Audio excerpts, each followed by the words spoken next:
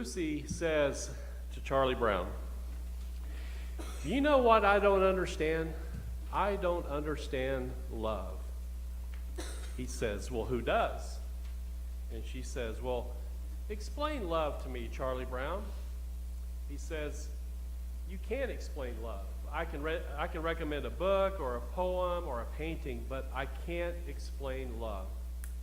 She says, "Well, try, Charlie Brown, try." Charlie says, "Well, let's say I see this beautiful, cute little girl walk by." Lucy interrupts.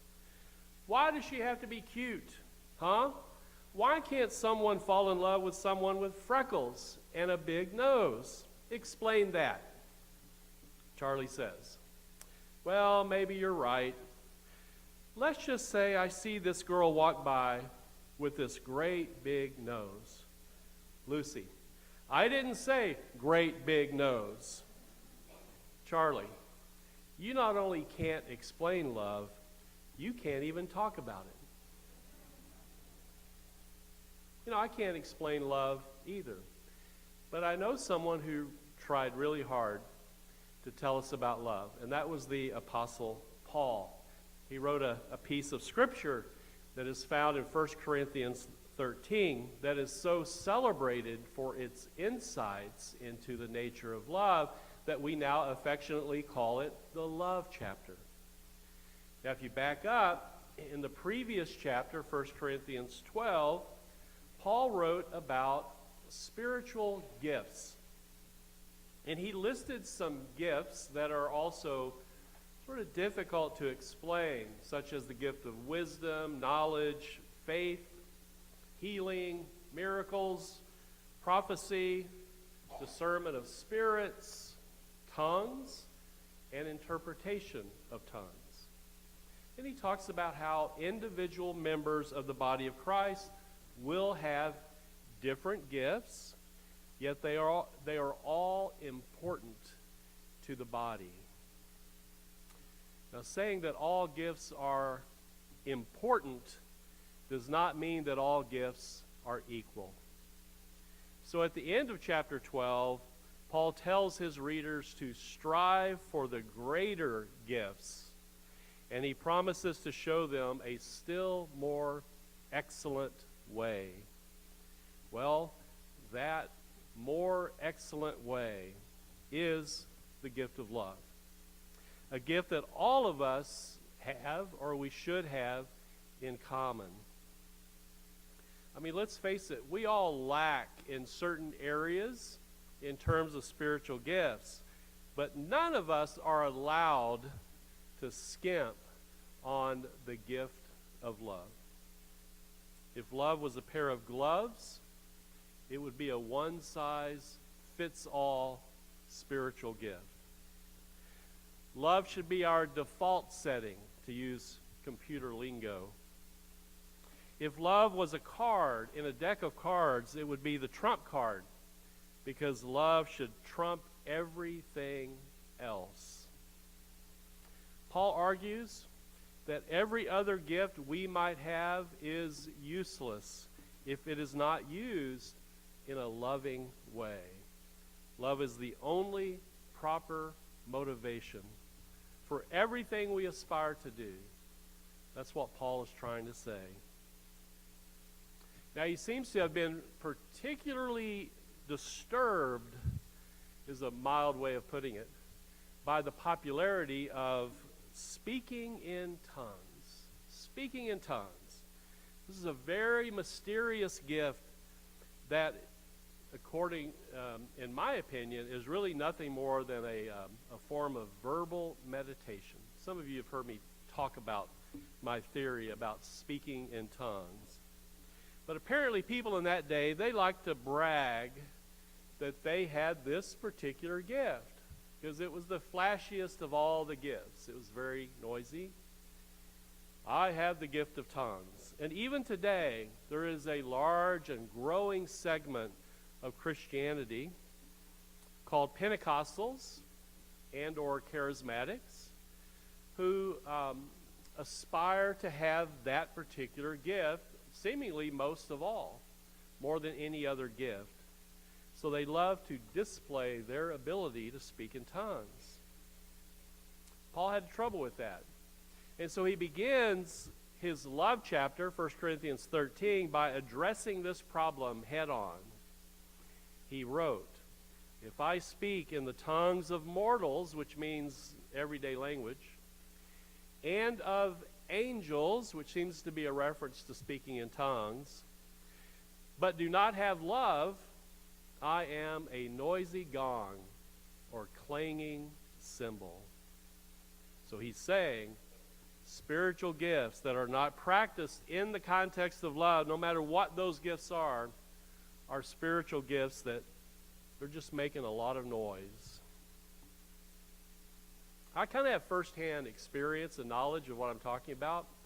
When I was in my early 20s, I attended a Pentecostal church. It was an Assemblies of God church in my hometown. I attended there for a couple of years. And like many people, I think, I was sort of drawn to their more fervent expression of faith. Speaking in tongues really was a drawing card, because to me it seemed so out of the ordinary. It was so outlandish. And me being who I am, I thought, that's what I want to do. I want to freak the people out in my little hometown. I'll start speaking in tongues. I mean, to think that we could speak in what many people believed were angelic languages, that was an attractive proposition for a former Baptist, let me tell you. That was kind of cool. But after I'd been there for a while, we needed a new pastor, so we called this former Baptist preacher. He was a former police officer, to be our pastor. And like me, I'm sure that he had come to this Pentecostal expression of faith because it promised a little more exciting style of faith. He was there for a while. He labored as our pastor for several months until one Sunday morning, after he had received his fair share of reports about the unloving behavior of some of our church members out in public. And it was a small town, so word gets around, that there's some unsavory characters at that church. He said this in his sermon that day. He said, "Until you all start acting like loving Christians in public, you can hang those spiritual gifts." He was fired that afternoon because all they cared about was spiritual gifts, particularly the gift of speaking in tongues. But he understood, rightly so, that this little band of tongue-talking parishioners were nothing more than noisy gongs or clanging cymbals in our little community. So herein lies the problem. With really many expressions of Christianity around the world, the church is often known for things other than love. So when people think of the church, what do they think about? They might think about creeds or doctrines, scriptures, traditional values, personal piety, institutional structures and buildings and formal worship services, and maybe even a little power and money and influence. In other words, we Christians, we're known for making a lot of noise in the world, especially in our culture. For Paul, however, none of that means anything. It has no value unless love is both the motivation and the goal of our beliefs and practices.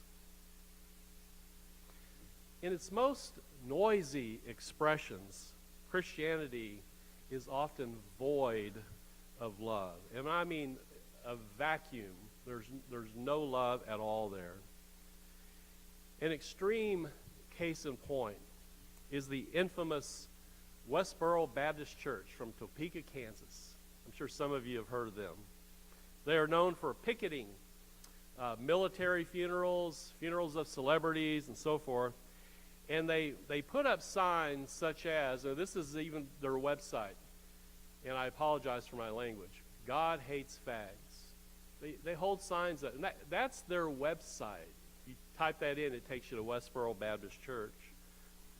The Anti-Defamation League and the Southern Poverty Law Center have both declared Westboro Baptist as a hate group.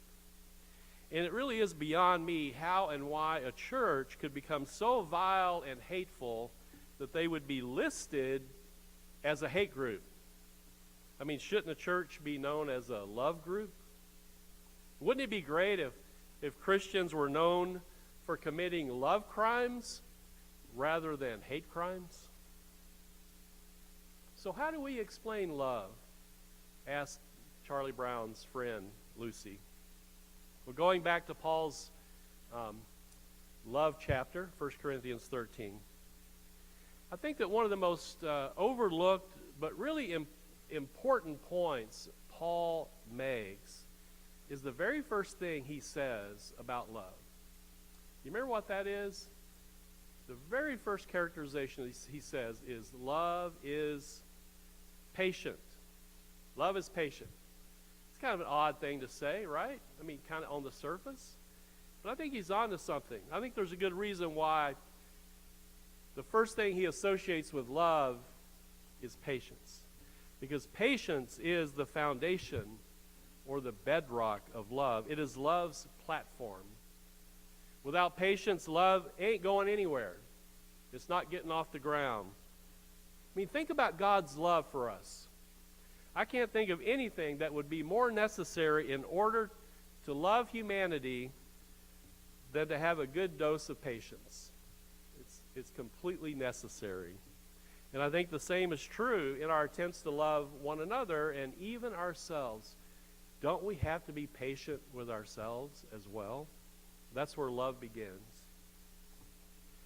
Of course, the one thing we have to be careful about as we seek to practice a patient form of love is to not be condescending. To not be condescending. To be patient implies a position of superiority. To say that, for example, Keith, I'm being patient with you, that implies that I feel like I'm above you when I say I have to be patient with Keith. So it's sort of like a parent often has to be patient for a child or to a child, and God has to be patient toward us. It is a sense of superiority that we have to be careful about. Now, interestingly, I've experienced, I'm sure I've acted smug on occasion, but I've experienced the flip side of this as well, where people were, in my congregation, were not very patient with me. Can you imagine that? I once led this congregation in which about half the people truly believed that they were more spiritual than the other half of the congregation and their pastor, which was me. And I have no doubt, by the way, that many, many of my parishioners over the years have been and are more spiritual than I am. It's just true. And yet, it was a little disconcerting to know that half of my congregation was convinced of their spiritual superiority over me and the other folks in the congregation.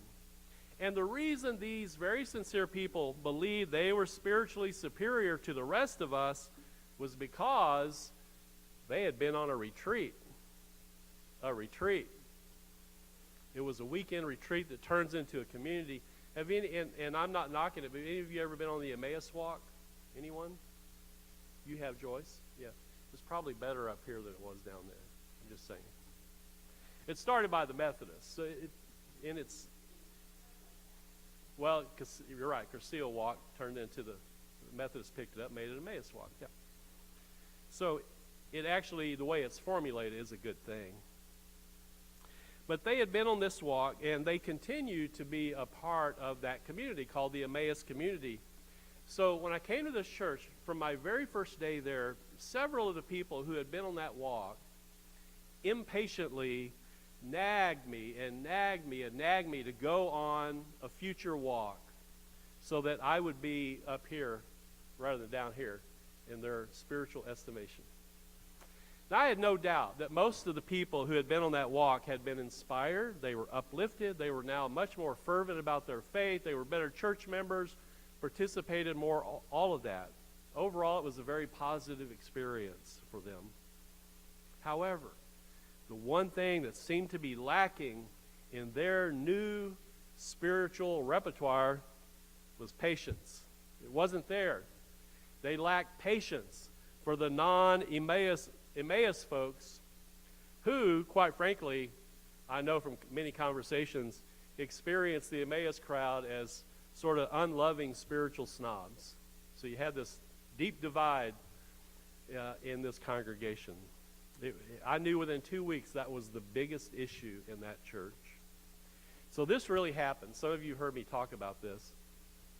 The Emmaus people in that congregation, they would gather on Sunday mornings before worship in a little sitting area right outside of my office, little common sitting area. And several times, I'll never forget the first time this happened, when I'd be in my office preparing for worship, and I would walk out of my office, and I did hear them do a lot of chatting, but as soon as I walked out, everything got real quiet. They just stopped talking. And I'll never forget, the first time, said, what are you guys talking about? And one of them said, Pastor, it's about stuff we learned on the Emmaus walk. Sorry, you wouldn't understand. I have enough of an ego where that really kind of got to me. Their lack of patience in me was condescending, and I experienced it as unloving. By the way, eventually I did go on the walk. The expression of the walk down in West Texas is a different expression you find in other places. I thought it was very theologically shallow, and I got nothing out of it. And again, it was just because I think the particular people that were leading it at the time. But I never had to endure all the nagging and patience again. That was done, over with. Never had to talk about it again. But I have to admit that their Sunday morning chatter continued to sound like a noisy gong or a clanging cymbal every time I heard it. So quickly, after patience, Paul goes on to describe love in the way that we would describe a really good neighbor, one who is kind, not envious of what you might have, not boastful, not arrogant or rude. This neighbor does not insist on his or her own way and is not irritable, not resentful. By the way, it comes in handy when your dog is in the habit of doing its business on your neighbor's lawn, right? It's good to have a neighbor like that. Paul also said this person, love, a personification of love, is someone who does not rejoice in wrongdoing, would tell the truth, and will put up with or endure just about anything, even your kids throwing an all-night backyard party that made a lot of noise, right? That's love. If Charlie Brown had been thinking when Lucy pressed him for an explanation of love, he might have said, Lucy, love is patiently, kindly, humbly enduring even people like me. Love certainly does not entail jerking a football away just at the moment when Charlie Brown is about to kick the ball. That's not love. Okay, so I'm going to end with Paul's final comment about love. It really is the big one. He said, it never ends. It never ends. That is because, I believe he's saying, because love comes from the infinite Creator, there is no chance that the love of light will ever burn out. It just won't.